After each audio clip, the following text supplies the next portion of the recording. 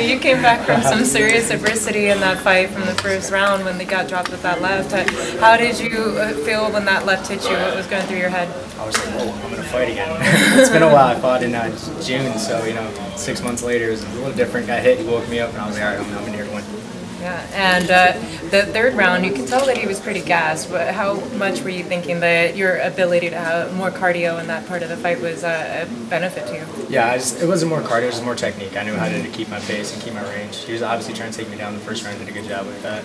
So, I went out there and tried to play my game. The second round, I got a little too excited. Kind of got tired myself, honestly. I was like, let's get my first finish in the UFC, and he got onto me, held me down with the guard, and I sat there, and I got the decision, but I did good. Every time I get in the cage, I'm feeling better and better, and I'm making my home. Is it a thought for you right now to go back down to the flyweight division as opposed to bantamweight, or are you comfortable at bantamweight and want to stay there? I made some goals for next year. Next year, I'm gonna go down to flyweight. I'm gonna do a pre-cut. Take a little time to actually see if I can make the weight, make sure it's comfortable for me. I get down really low body fat percentage. I look good, but it's tough. I don't feel so good there. So working with a nutrition for life, making my weight cut a lot easier, and this 135 cut was nothing. I literally was on weight Wednesday, so I think 25 is definitely an option for me. But you could probably keep Oreos in your diet at that point, right? Man, I wish I could. Duke got on me about the Oreos. It was like a couple months ago. I was like, you're eating Oreos? You're a fighter, you're a future champ. You can't eat that. But I still love them. Are you going to be eating a lot of Wheaties now? Oh, I'm going to be eating plenty of Wheaties, man. Wheaties and chocolate milk, that's the best. What is it about the weight cut that appeals to you? Do you think that you'll be stronger down there than everybody else, or do you feel like you need to change weight classes? Right now I'm David fighting these Goliaths, man. These 35ers are getting huge. Caceres, I fought him, he was like 6 foot, I'm 5'6", and I don't think I'm gonna grow this way anymore, but I'll get wider for sure. You already know.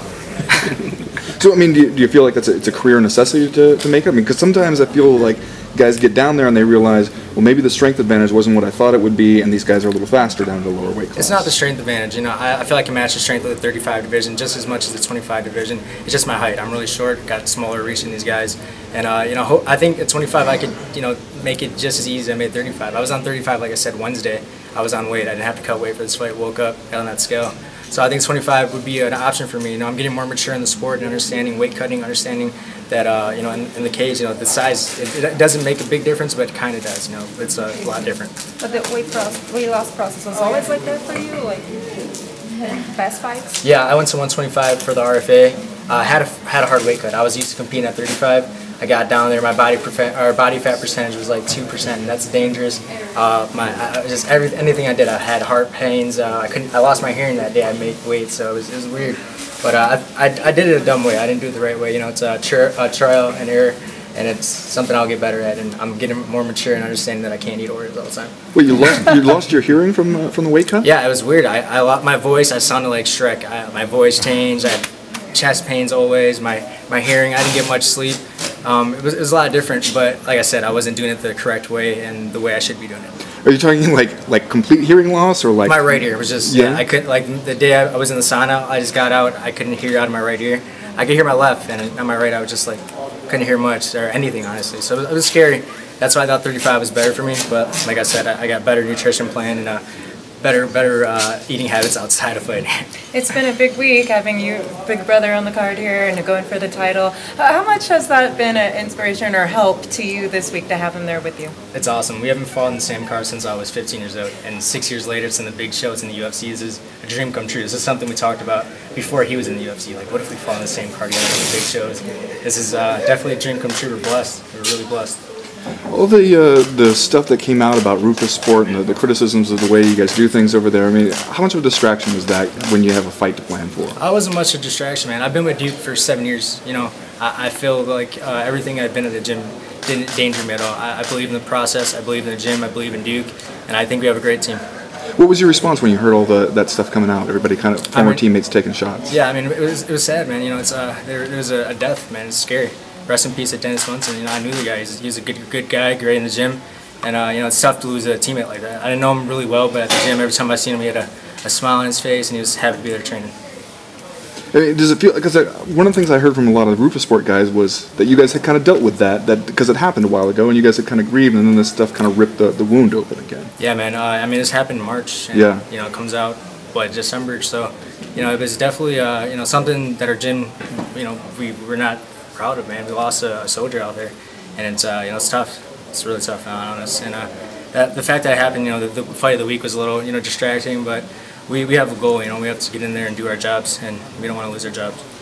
One of the things that I heard from Duke when I talked to him about it was that the training there had changed, that maybe didn't spar as much, that he felt like a few years ago it didn't do as much cardio, and so everybody was kind of trying to spar themselves into shape. I mean, how do you think it's changed now there, and what's the approach to sparring like there now? I mean, I think everything's changing in mixed martial arts. The sport's evolving. Guys aren't just going in there. We're not just meatheads hitting each other. We're martial artists. And I think that's what mixed martial arts is transforming into. Everybody's getting good at everything. So we got to train smart. There's been a lot of injuries this year in the UFC, and so we've been not sparring as much, but more on the mentality of fighting. We go in there, we do our drilling, drill hard. Something I got to work on. Coming out hard in the first round, got clipped. But like I said, the sport's evolving, the gym's evolving, and everybody's just trying to stay healthy. Do you think that like overdoing it and training, over sparring, is that what's responsible for the higher rate of injuries lately? I mean, yeah, bad injuries. Sometimes you get in there and someone's having a bad day, or someone's just trying to prove a point. A new guy comes in and tries to hurt a guy that's in the UFC, and sometimes that happens. There's like little rivalries, but not so much in our gym. But that happens. You get caught up in the moment. It's mixed martial arts. Injuries happen all the time. It's part of the sport. What can you tell us about the new uniform and stuff? What do you like about that, and how do you think? What do you think about that new? I think I look good, man. I feel like I look like the guy from Dodgeball. He's like, here at Global Gym, we're better than you. That's how I feel. Ben Stiller, huh? Yeah. I feel like Ben Stiller. I love it. And you're half a Puerto Rican, right? Yes, Mexican and Puerto Rican. You're Mexican, Puerto Rican. So we're a lot of Latino guys right here. Yeah. You guys, UFC went this year to Puerto Rico, trying to set up everything for a fight up there. What do you feel about that, and would you like to have that one and be part of that card? Yeah, I would love to be part of that card. I love Puerto Rico. Puerto Rico is one of my favorite spots to go to. Some of the best food. The arena is sick, man. It's huge, and it's definitely somewhere where the UFC needs to be. I think it's definitely a great opportunity for Puerto Rican fighters as well. And I'm gonna ask you an obvious question: your predictions for tonight? It's going to be a good fight, man. Anthony's going to go out there. That belt's staying with him. Anthony's a champion. That's staying at home. Staying home, staying in Milwaukee. It's going to be in my front room Tuesday morning. And what do you think about welterweight championship? Welterweight champ. Oh, man, I'm a fan of both these guys. Lawler's a beast. Hendrick's a beast. They had a great battle the last fight. We'll see what happens, man. May the best man win. When you go home and you see your brother's title over there, how much does that motivate you to get a chance to hold his belt? I don't want to hold his belt, man. I want to hold my. But no, I'm just kidding. It definitely motivates me. Anthony's been a big motivation in my life. He's part of the reason why I joined the sport. I saw him his first fight. I remember I was in 8th grade. I saw him fight, just dominate the guy. I was like, man, I love this. Like, it's something I want to do. I mean, besides the fact of him picking on me my whole life, I learned how to defend myself. So that too. Does it help that you have an older brother that can fight so well? Did you guys fight a lot as kids? We kind of did. My mom actually had this thing. She would get a pin, and anytime my brother Anthony and Ray would fight, she'd poke us in the butt with the pin. So we wouldn't fight anymore because of that. Because we all did taekwondo. We'd be in the couches kicking each other, and it got crazy, man. Looking back, does punishing the act of fighting with physical pain maybe explain how you both ended up as pro fighters? Yeah, I mean that might be a big part of it. It's funny, man. My mom, she's like, I don't like you guys doing this stuff, but it's because of her we were in martial arts. When we started off really young, she was going to college. She put us in martial arts, taekwondo. Actually, started off taekwondo, and she's like, no, I didn't start you guys up, but she did. She started us up, and now we're mixed martial arts. It's crazy, man. Crazy life. Have you had a chance to see Anthony? Will you have a chance to see him before his fight? What would you say to him? Oh yeah, I was actually in his room before my fight, man. So we're pretty much, our rooms are connected. He's looking good. He's looking like a champ, looking smooth as always. It's Anthony. Showtime. He's about to go out there and do his thing, man. Yeah. Thank you guys.